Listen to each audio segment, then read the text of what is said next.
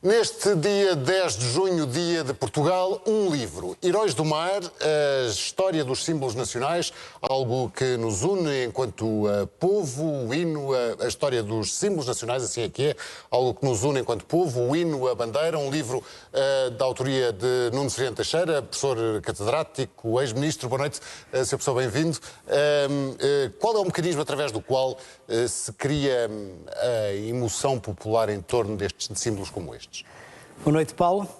Bem, os símbolos, no fundo, funcionam associando um elemento objetivo e um elemento subjetivo. O elemento objetivo é, digamos, a partitura da música ou as cores da bandeira. Agora, nessa dimensão objetiva, cada um, neste caso dos portugueses, identifica-se subjetivamente com o coletivo que esse objetivo representa, ou seja, a bandeira ou o hino. Portanto, há sem dúvida nenhuma um elemento cognitivo, mas há um elemento emocional. E isso, claramente, é muito evidente nas cerimónias, nas festas cívicas, nas cerimónias dos dias nacionais, como o 10 de junho, nas paradas militares ou, hoje em dia, nos acontecimentos desportivos. Quando joga a seleção nacional e se canta o hino em uníssono, digamos, essa emoção é tão forte quanto a emoção, por exemplo, dos militares que cantam quando desfilam, digamos assim. Esses eventos, o futebol apropriou-se de alguma forma destes símbolos nacionais, que estavam noutro patamar? Eu não digo que o futebol ou que o fenómeno desportivo se tenha apropriado. O que eu digo é que, durante um largo período da nossa história, no fundo desde a República até praticamente aos nossos dias, à democracia e à fase final da democracia, a relação que os portugueses tinham com os seus símbolos era uma relação que vinha de cima. Era uma relação que vinha do Estado e era uma relação de solenidade, de reverência, justamente nesses momentos simbólicos. Portanto, o símbolo ou os símbolos, vindos de cima, simbolizavam o Estado-nação no seu conjunto, mas era uma relação de distância, de reverência. Que era encorajada pelo Estado Novo? Pelo Estado Novo, pela República e até pelos primeiros tempos da democracia, isso deve dizer-se. Agora, o que acontece com o fenómeno desportivo, já vem um bocadinho de trás, mas isso é muito claro a partir do Euro 2004, é que esses eventos acabam por transformar a maneira como os portugueses se relacionam com os seus símbolos. Não quer dizer que não continue a existir o símbolo vindo de cima, ou seja, vindo do Estado ou vindo das instituições, como é o caso, por exemplo, dos dias nacionais, como hoje. Mas ao lado disso, os portugueses passaram a apropriar-se individualmente dos seus símbolos.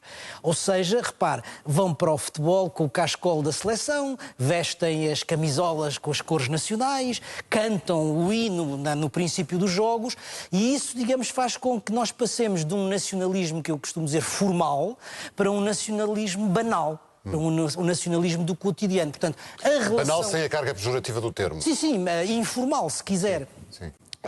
Significa que os portugueses, para além do símbolo do Estado-nação, apropriem-se eles próprios individualmente desses símbolos. E isso transforma, sem dúvida nenhuma, a relação que temos com os nossos símbolos. Essa banalização dos símbolos nacionais também se notou, por exemplo, neste governo, com a moda, o hábito dos pinos com a bandeira de Portugal no... Isso, quer dizer, essa utilização... Os ministros e os secretários de Estado. Essa utilização por parte do governo, do Dr. Passos Coelho, dos ministros e secretários de Estado, do pino com a bandeira nacional, pode ter duas leituras. A primeira leitura é uma leitura de que o governo assume inteiramente os símbolos nacionais e, portanto, digamos, normaliza e passa a usar, a ostentar os símbolos nacionais. Mas isso passa-se num momento em que justamente os símbolos nacionais deixam de ser apenas vistos do Estado, das instituições, do governo neste caso, mas para passarem a ser, digamos, assumidos, interiorizados por todos os portugueses. Ora, nesse momento em que se dá essa massificação, essa democratização do uso do símbolo, restringir aos membros do governo, eu acho que pelo menos é ambíguo. Por quê? Porque acho que isso deveria ter sido acompanhado de uma grande campanha cívica... Para andarmos todos com pinos... Para que, digamos, a população pudesse também ela, e as pessoas que quisessem, pudessem também elas usar esse pino. E não podem? Poder podem, mas não houve nenhuma campanha nesse sentido, não houve nenhuma sensibilização cívica. Isso ficou restrito ao interior dos membros do governo. Ainda assim, não há em Portugal, pergunto-lhe se acha que há, uma atitude tão próxima em relação à bandeira como há, por exemplo, nos Estados Unidos? Não, porque há justamente essa diferença entre as formas de relacionamento com os símbolos. Os Estados Unidos ou os países nórdicos, por exemplo, são países de nacionalismo informal. São países em que os cidadãos se apropriaram há muito tempo dos seus próprios símbolos e os usam no seu cotidiano. Repare, se a gente for aos Estados Unidos, muitas vezes as casas das pessoas têm uma bandeirinha à porta ou na janela. Nos países nórdicos é muito frequente, nas festas populares, não nas festas cívicas, mas nas festas populares, as bandeiras dos países, dos seus próprios países serem utilizadas. Isso na Europa, digamos, do Sul e mesmo na Europa continental não é uma coisa tão frequente. E, portanto, Portugal faz parte, digamos, dessa cultura de nacionalismo formal e é como eu digo, só agora, há uma década para cá, por causa do futebol. Por causa disso, do fenómeno desportivo, é que Portugal está a transformar essa relação e está também a ganhar um certo nacionalismo informal. E as pessoas conhecem, não há mitos a propósito, por exemplo, da bandeira, já iremos ao hino. O vermelho não é o sangue dos heróis. Bem, repare, quando os símbolos nacionais são uma obra da República. E, na altura... Os atuais, sim. Os atuais são uma obra da República. E quando se implanta a República e se assumem ou se adotam estes dois símbolos, a portuguesa e a bandeira verde e vermelha, a fórmula em que assentou essa assunção foi muito diferente. Porque a portuguesa era uma marcha patriótica que vinha do tempo do ultimátum e, portanto, já ela muito inscrita no sentimento patriótico dos portugueses, no sentimento nacional dos portugueses. E é, digamos que, uma marcha patriótica que sofre um processo de republicanização.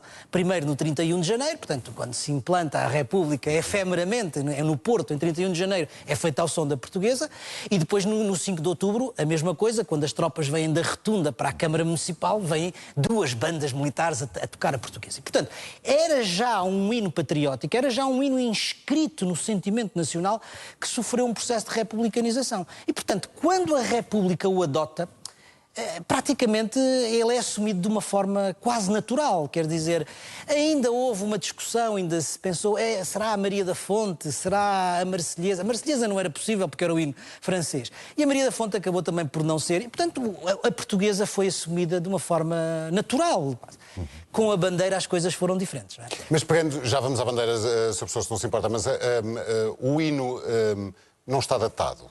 Desculpa a provocação, mas, ou seja... Não é uma provocação, Não está desatualizado. Todos os hinos... Contra os canhões marchar. Não, e também não é bélico todos para os os hinos, na maioria destes casos, são hinos que são adotados, vamos dizer assim, numa fase histórica de afirmação dos nacionalismos e dos Estados-nações.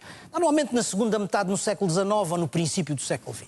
Portanto, numa Europa de nações, em que o nacionalismo é o grande motor... E, portanto, onde o apelo, digamos, à nação, muitas vezes de forma bélica, a Marselhesa também tem essa matriz, o hino italiano tem essa matriz. Portanto, tem um contexto histórico, a letra tem um contexto histórico. Passados 100 anos ou 150 anos, no caso da Marselhesa, o contexto é diferente. Estamos num mundo em globalização, sobretudo estamos numa Europa baseada na paz e na democracia e, portanto, essas letras estão desadequadas, digamos assim, da realidade histórica. E há duas maneiras de olhar para isso. Há aqueles que entendem que deve haver mudança da letra do hino. Vários países fizeram mudanças da letra do hino. Por exemplo, a Rússia de Putin mudou a letra do hino. Em Moçambique, por exemplo, também se mudou a letra do hino. E em Portugal, o próprio doutor Alçada Batista, numas comemorações de 10 de junho nos anos 90, já não me lembro, 95 ou 96, já não me lembro, levantou a ideia de que isso que o Paulo estava a dizer, não, este hino está desadequado, não diz nada à juventude e, portanto, é preciso mudar a letra do hino. E já mais tarde, por alturas do centenário da República, houve várias propostas de alteração do hino, uma delas, aliás, do ex-ministro Paulo Pedroso no seu blog. A outra maneira de ver as coisas é dizer assim, não, isto está de tal maneira interiorizado que... pode levar a um corte emocional. Pode levar a um corte emocional e, quer dizer, e por outro lado está de tal maneira interiorizado pelas pessoas que não vale a pena estar a mexer algo que já está, digamos, interiorizado no sentimento das pessoas. E, portanto, enfim, há estas duas posições... A sua qual é? Eu acho que está suficientemente interiorizado para poder, digamos, tem funcionado enquanto símbolo nacional. Não tem sido a desadequação histórica da letra que tem impedido os portugueses de se identificarem com o seu próprio hino e o cantarem nas cerimónias oficiais ou nos jogos de futebol. E, portanto, eu tenderia a não modificar. Sobre a bandeira que estávamos a falar.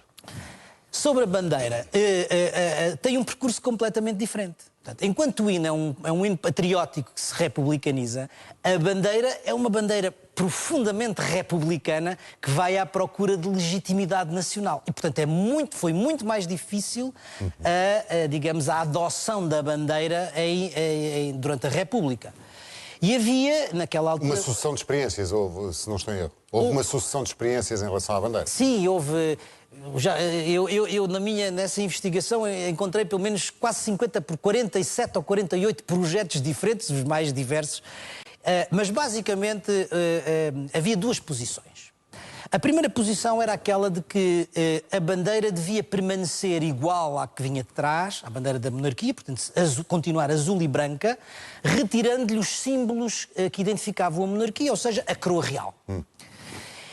E defendiam isto, naturalmente, os monárquicos, mas também uma boa parte dos republicanos, os republicanos mais moderados e que tinham uma tradição, digamos, cultural mais portuguesa, mais tradicionalista, vamos dizer assim. O Guerra Junqueiro é talvez o caso mais evidente, mais conhecido.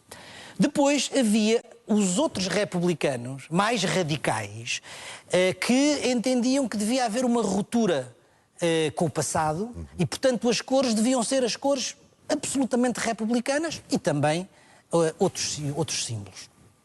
Estava à frente disso, digamos, Teófilo Braga e os próprios membros do governo e no fundo, é essa a bandeira que acaba por vencer. Mas os portugueses conhecem os símbolos da sua bandeira, do seu ponto de vista? Bem, existem mitos, como estava há pouco... O sangue dos heróis e o verde da esperança. O sangue dos heróis, o verde da esperança, que são, digamos, narrativas, como agora se costuma dizer, narrativas que, aliás, são invocadas, digamos, no próprio contexto da época para legitimar essas cores.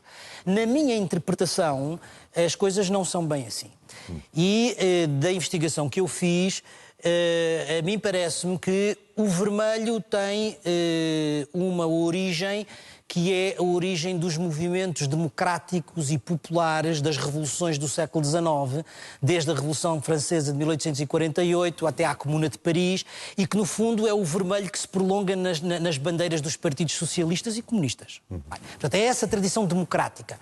E o que o republicanismo mais radical queria inscrever na bandeira era precisamente essa matriz democrática e popular do republicanismo. O verde é uma coisa mais complicada. O verde era a bandeira que o filósofo Augusto Comte entendia que devia ser a cor das nações do futuro.